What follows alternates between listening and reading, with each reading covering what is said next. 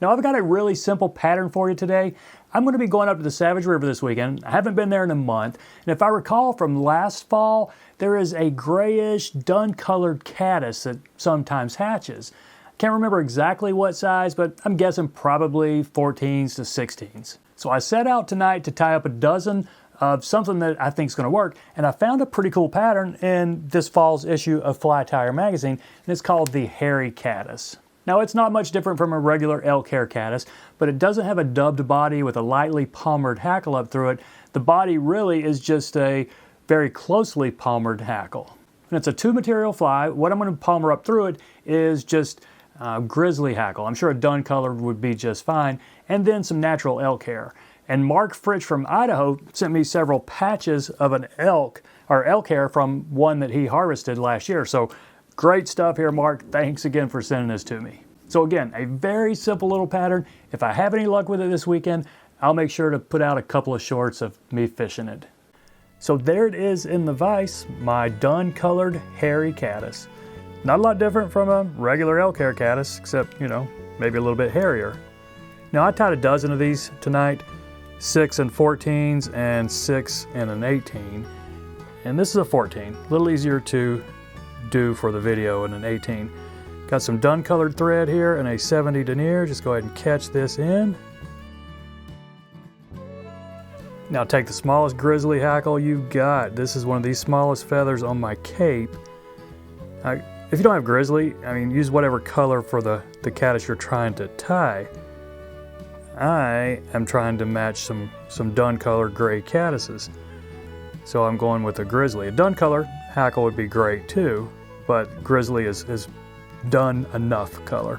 So go ahead and take your thread up, leave a couple eye links back, and we're going to wrap this. How this does differ from the elk hair caddis, we didn't dub a body and then palmer this up. I mean, I guess this is palmering it, but we're putting wraps right in front of each other. So the entire body is really just this palmered hackle. And I'll speed this up so it doesn't take forever. And if you let it slip, then you can just start over. And I'll really speed this part up.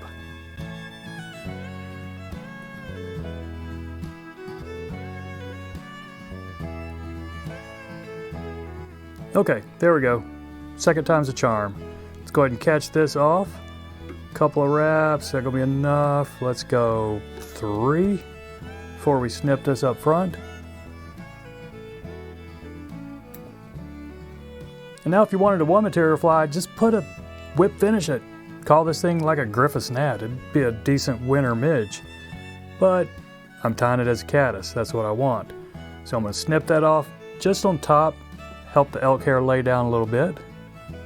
And not a big tuft of elk hair at all.